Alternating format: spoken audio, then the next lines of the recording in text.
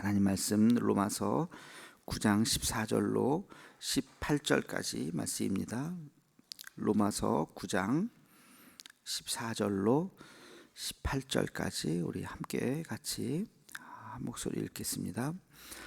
그런즉 우리가 무슨 말을 하리요? 하나님께 불의가 있느냐? 그럴 수 없느니라.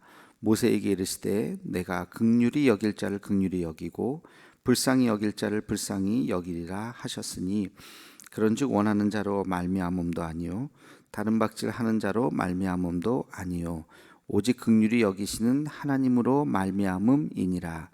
성경이 바로에게 이르시되 내가 이 일을 위하여 너를 세웠으니 곧 너로 말미암아 내 능력을 보이고 내 이름이 온 땅에 전파되게 하려 함이라 하셨으니, 그런즉 하나님께서 하고자 하시는 자를 긍휼히 여기시고 하고자 하시는 자를 완악하게 하시느니라. 아멘. 오늘 말씀에 보면 16절이 이제 중심이 되는 말씀입니다. 그런즉 원하는 자로 말미암음도 아니요 다른 박질하는 자로 말미암음도 아니요 오직 긍휼히 여기시는 하나님으로 말미암음이라. 여기 보면 주어가 빠졌어요. 뭐가 그렇다는 건지. 원하는 자로 말미암음도 아니고 원하는 자에 달린 것도 아니고 다른 박질하는 자로 말미암음도 아니다 하는 것은 열심히 노력하는 자에게 달린 것도 아니다. 오직 긍휼히 여기시는 하나님으로 말미암아 하나님에게 달렸다. 뭐가 그렇다는 건지 그 이제 앞에 보면 사실은 있습니다. 이거를 현대인의 성경을 조금 풀어서 하는 성경을 보면 정확하게 나와 있어요. 이렇게 되어 있습니다. 그러므로 하나님의 축복은, 이게 주어예요. 하나님의 축복은 사람이 원하거나 노력한다고 해서 받는 것이 아니라 하나님께서 자비를 베푸셔야 받습니다. 훨씬 이해하기가 쉽죠? 그러니까 원하는 자로 말미암음도 아니고 다른 박질하는 자로 말미암음도 아니다. 하나님의 축복이 원한다고, 내가 간절히 원한다고 되는 것도 아니고 열심히 노력한다고 되는 것도 아니고, 하나님께서 자비를 베푸셔야 무엇을 받을 수 있다고요? 하나님의 축복을 받을 수 있다. 여러분, 이게 하나님의 축복의 원리입니다. 하나님의 축복의 원리. 하나님께서 복을 내리시는 것은 원한다고, 간절히 원한다고도 아니고 노력한다는 것도 아니고 하나님의 자비하심, 다른 말로 하면 뭘까요? 하나님의 은혜다. 거기 17, 18절은 그거를 또 보충 설명한 거예요. 그러니까 바로에 대한 이야기를 하면서 17, 18절은 뭘 얘기하느냐? 하나님의 주권이라는 것이죠. 하나님의 뜻대로, 하나님의 뜻대로. 이게 하나님의 축복의 원리인데요. 여러분들, 그러나 이 말을 오해해서는 안 돼. 하나님이 하나님 마음대로 한다 그러면 근데 왜 하나님이 뭐 어떤 원칙도 없이 그냥 막 무작위로 막 축복을 막 남발하시고 그렇게 하실까요? 그렇지 않죠. 하나님께서도 원칙이 있겠죠. 그냥 기분 좋으면 어느 날 축복을 막 주고 어떤 날은 기분 나쁘다고 안 주고. 뭐 인간들은 그럴지 몰라도 하나님은 그러시지 않잖아요. 그렇죠? 하나님께서 축복을 내리시는 것이 하나님의 뜻인데, 하나님의 주권인데, 인간의 노력도 아니고 뭐 인간이 뭐 원한다고 주는 것도 아니고 하나님께서 일방적으로 축복을 주시는 건데, 그러면 하나님께서 축복을 주시는 원리가 있을까요? 없을까요? 있죠. 하나님께서 원리가 있습니다. 아브라함이 복을 받은 이유가 있을까요? 없을까요? 있죠. 야곱이 복을 받은 이유가 있죠. 요셉이 복을 받은 이유가 있죠. 다윗이 복을 받고 사울이 복을 받지 못한 이유도 있죠. 그러니까 이게 하나님께서 마음대로 그냥 기분 좋다고 막 복을 주시고 기분 나쁘면 안 주시고 그런 변덕쟁이 하나님이 아니라 그렇게 지각이 없는 그런 우리보다 머리가 안 좋은 그런 하나님이 아니라 하나님께서는 인간의 지혜와 비교할 수 없는, 그래서 하나님이잖아요. 그 공평과 정의와 사랑을 가지고 인간들을 대하시는 거죠. 그 하나님께서 우리에게 복을 주시는데 하나님이 내리시는 복에 원리가 있다는 것입니다. 그게 뭘까?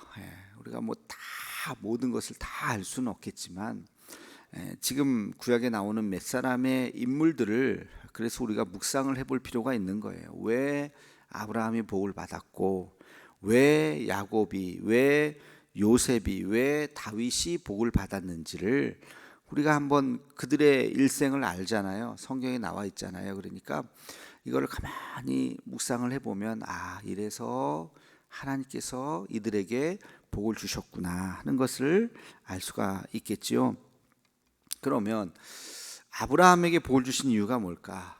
뭐 그의 인생을 다 얘기할 수는 없겠고, 한마디로 하나님 앞에 순종하는 사람이었어요. 그죠?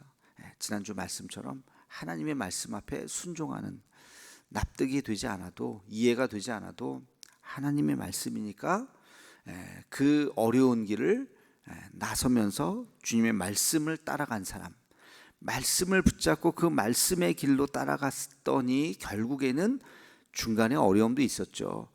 중간에 힘든 것도 있었지만 결국에는 하나님께서 그에게 복을 주셨다. 야곱은 왜 복을 받았을까? 야곱과 비교되는 사람이 에서잖아요. 근데 왜 야곱에게, 야곱은 장자도 아니었는데 왜 야곱에게 하나님께서 복을 주셨을까? 뭐 다 빼고 한 가지만 기억한다면 하나님의 축복을 간구한 사람이죠. 그죠? 야복 강가에서의 천사와의 씨름을 우리가 기억하지 않습니까? 야곱은 하나님께서 나를 지키신다. 그러니까 정확하게 이 복의 근원이 어디라는 것을 알았던 사람이 야곱이에요. 그의 신앙과 인격은 별로 본받은 것이 별로 없지만, 그러나 야곱은 하나님이 복을 주셔야 된다는 것, 이 복의 원리를 아주 정확하게 알았던 사람이죠. 그래서 천사와 씨름하는 그 장면, 그게 하이라이트잖아요. 나에게 복을 주지 않으면 당신은 갈 수 없습니다. 하나님 앞에 간절히 구하면서 하나님의 축복을 원했던 사람, 그 야곱, 하나님 앞에 오늘날로 치면 엎드려 기도하며 하나님 앞에 나아가고 하나님께서 내 인생 가운데 함께 하시기를 간절히 기도하고 또 기도하고 하나님만 붙잡은 사람이 바로 야곱이죠. 그래서 이 야곱과 같은 신앙, 하나님께서 언젠가는 분명히 복을 주실 것입니다. 요셉은 어떤 사람이었습니까? 절망 속에서도 하나님을 끝까지 신뢰하고 의지했던 사람. 그렇죠? 포기하고 싶고 멈추고 싶었던 순간이 얼마나 많았겠습니까? 인간의 삶의 마지막 밑바닥까지 내려갔었는데 절망, 희망이 없잖아요. 종으로 산다는 것은 나뿐만이 아니라 내 자식까지도 희망이 없는 그런 삶 속에서 그러나 끝까지 하나님을 의지했었던 요셉, 하나님께서 요셉을 높이셨죠. 완전히 반전을 시키셨죠. 모세도 마찬가지죠. 모세도 어떤 환경과 여건을 내려놓고 오직 주님만을 의지하고 지팡이, 하나님께서 주셨던 그 지팡이 하나 듣고 하나님의 오직 말씀을 순종하면서 한 걸음 한 걸음 그 광야 속에서도 주님을 의지하면서 따라갔던 사람, 이런 사람들이 다 위대한 믿음의 사람이 되었던 것입니다. 다윗도 마찬가지죠. 다윗도 도피 생활 중에 끝까지 하나님을 신뢰하고 의지하고 포기하지 않고 하나님만을 사랑했던 사람이 바로 다윗이죠. 여러분, 이렇게 이야기하고 나니까 공통점이 있죠. 공통점이 뭐예요? 절망하지 않고 하나님을 의지했다는 거예요. 하나님의 말씀만을 의지했다는 거예요. 그런 사람들에게 하나님은 복을 주셨다. 그러니까 우리는 한 가지를 깨달을 수 있어요. 복은 처음에 주는 것이 아니구나. 여러분, 시작할 때 처음에 뭔가를 받았습니까? 그건 복이 아니에요. 복이 아니라 그건 독일 수 있어요. 독. 하나님이 주시는 게 아니에요. 시작할 때 받는 것은 하나님이 주시는 게 아니에요. 우연히 어떻게 보면 복이 아니라 그것이 오히려 나에게 독이 될 수 있다는 거예요. 복은 그 믿음의 연단을 통해서 끝까지 신뢰하고 믿음의 경주를 완주한 자에게 주시는 하나님의 특별한 은혜인 것입니다. 그게 복이죠. 그러니까 그 과정은 다 어려웠습니다. 아브라함이 과정이 어렵지 않았겠습니까? 당연히 어려웠죠. 야곱, 요셉, 모세, 다윗. 제가 언젠가 그 얘기했잖아요. 자식 이름을 요셉이라고 함부로 짓지 말라고. 진짜 요셉과 같이 살면은 어떻게 감당하겠냐고. 여러분, 요셉과 같이 살았으면 좋겠습니다 하는 마음으로 자식의 이름을 요셉이라고 만약에 짓는다면, 요셉과 같이 억울한 누명을 쓰고 옥에 갇히고 팔려가고 부모 생이별을 하고 그 시간을 견딜 수 있겠습니까? 요셉이니까 진짜 견딘 거죠. 그러니까 다윗도 마찬가지예요. 다윗처럼 살아라. 그 얘기는 다윗과 같은 연단을 이겨내야 되는 거예요. 쉽지 않아요. 지금 그래서 뭐 그렇게 이름을 짓지 말라는 건 아니고, 아무튼 그 어마어마한 그 연단을 이겨내어서 요셉이 된 거고, 이겨내어서 다윗이 된 거죠. 그러니까 그 연단을 감당할 능력이 안 되면 이런 삶을 산다는 것이 쉽지 않습니다. 이들이 위대한 하나님의 사람이 될 수 있었던 것은 바로 그 시간들을 포기하지 않고 주님을 끝까지 의지했다는 것입니다. 그게 신앙의 원리예요. 그게 축복의 원리예요.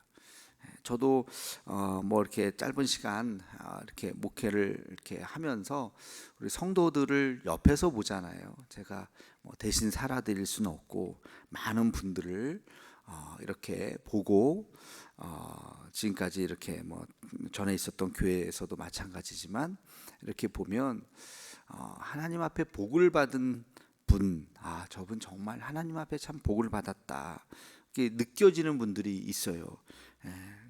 그 대부분의 공통점이 바로 이거예요. 믿음의 연단을 잘 이겨내신 분들.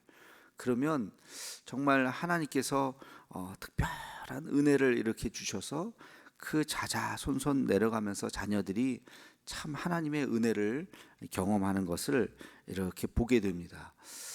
저게 하나님께서 주시는 은혜구나 하는 것을 이렇게 뭐 시험에 합격하고 뭐 아파트가 당첨이 되고 뭐 꼭 그런 건 아니지만, 이렇게 느껴지는 하나님의 손길, 하나님의 터치, 이런 것들이 있는 것이죠.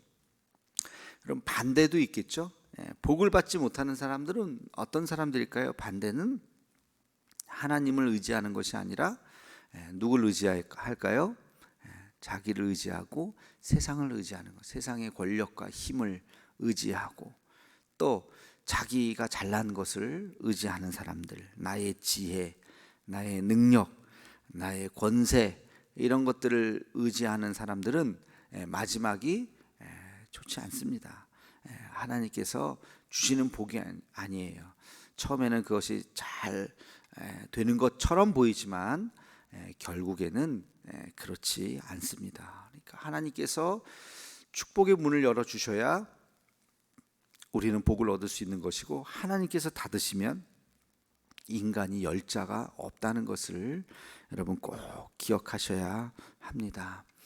오늘의 묵상은 여러분 이걸 한번 생각하시면서 또 기도하시면 좋겠어요. 나는 하나님께 복받을 행동을 하고 있는가? 하나님 나에게 복을 주시기를 원하는데, 복을 구하는 것은 나쁘지 않습니다. 복을 구하시기 바랍니다. 저도 복을 구합니다. 저도 복을 많이 받아야 나를 통해서 내가 아는 또 우리 교회나 또 우리 모든 사람들이 또 복을 받지 않겠습니까? 그런데 하나님께서 분명히 복을 주시는데 복받을 행동을 지금 우리가 하고 있느냐 하는 거죠. 다시 말하면 내가 믿음의 길로 걸어가고 있느냐. 또 하나는 나는 하나님 앞에 쓰임받고 있는가. 나는 지금 하나님 앞에 쓰임받고 있는가. 내가 하는 이 일이 하나님께서 기뻐하는 일이신가. 하나님께서 기뻐하시면 하나님께서 우리를 사용하시고 우리에게 복을 주시죠.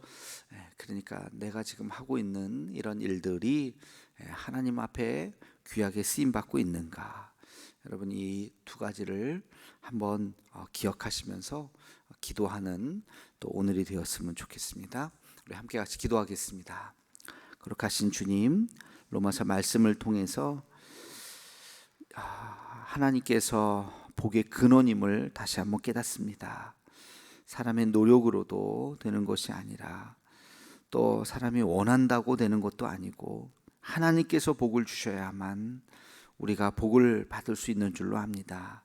믿음의 사람들의 공통점은 그 어려운 시간들 세상 것 의지하지 않고 자기 자신을 의지하지 않고 하나님을 의지할 때에 복을 얻었는 줄로 믿습니다.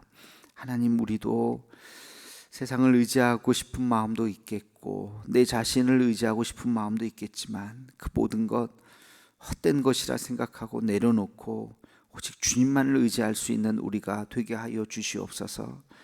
우리가 하나님 앞에 복받을 행동을 하고 있는지 되돌아보게 도와주시고 우리가 하나님 앞에 쓰임받고 있는지 다시 한번 생각하게 도와주시며 하나님의 기뻐하시는 일들을 행하며 살아가는, 그래서 하나님 앞에 복을 얻는 우리의 인생이 되게 하여 주시옵소서.